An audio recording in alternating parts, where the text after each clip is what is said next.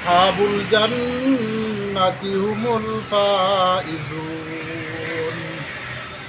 লাউ আনজালনা হাযাল কুরআনা আলা জাবালিন লারাআইতাহু খাশিআ على جبل لرأيته خاشعا متصدعا من خشية الله وتلك الأمثال نضربها للناس لعلهم يتفكرون صدق الله العظيم আলহামদুলিল্লাহ, পবিত্র কোরআনের মাধ্যমে আজকে আমাদের পরে সে সেবা দেওয়ার সুযোগ দিয়েছে। ওরে আলহামদুলিল্লাহ। এখন আপনাদের সম্মুখে বাংলাদেশ জামাত ইসলামী বিভিন্ন সেবা নিয়ে আসছে, তাতে আপনারা খুশি কিনা?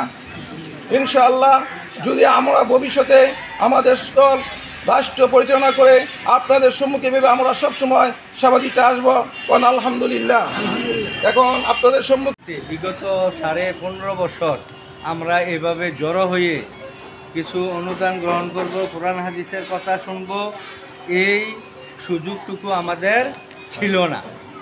যা হোক, আল্লাহর অশেষ মেহেরবানি যে 5ই আগস্টের বিপ্লবের মাধ্যমে আমাদের ফ্যাসিস্ট জালেম এবং আলেমদের অত্যাচারিত সরকার বিদায় নিয়েছে। কিন্তু একটা দুঃখের বিষয় হলো, সে বিদায় নিছে, তার বড় বড় নেতাকর্মীরা বিদায় নিছে এই দেশ থেকে, কিন্তু তার প্রেতাত্মারা, তার সহযোগী বিভিন্ন এলাকায় এখনও গাপটি মেরে রয়েছে। আমরা সামনের দিকে সতর্ক থাকব তাদের প্রতি এবং তাদের দিকে।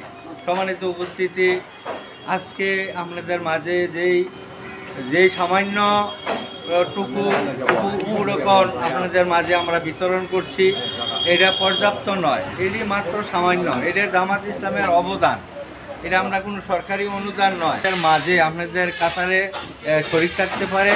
আজকাল যদি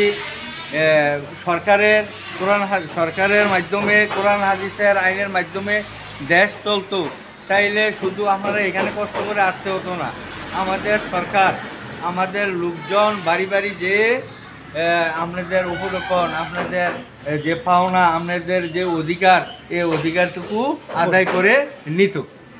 কিন্তু দুঃখের বিষয়, বাংলাদেশ জামাত ইসলামী এখন সরকারে নাই। সরকারে যাওয়ার জন্য আমরা প্রাণপণ চেষ্টা করছি। আপনারা সুযোগ থাকলে জানবেন, বুঝবেন এবং জামাত ইসলামের পতাকা তলে শরিক হবেন।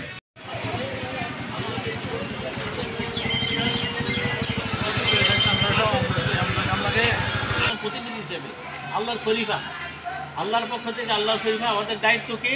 আল্লাহর হুকুমত ব্যবস্থা, আল্লাহ যে সিস্টেম দিয়েছে দুনিয়া চলার জন্য, সিস্টেমটাকে জারি করা, যাতে করে আমরা জীবন, পেশাব পায়খানা আবাদত, আমাদের নামাজ রোজা আবাদত, আমাদের অফিস আবাদত আবাদত, আমাদের ব্যাংকিং আবাদত, ব্যবসা বাণিজ্য আবাদত, রাষ্ট্র পরিচালনার কাজ করলে কী হবে?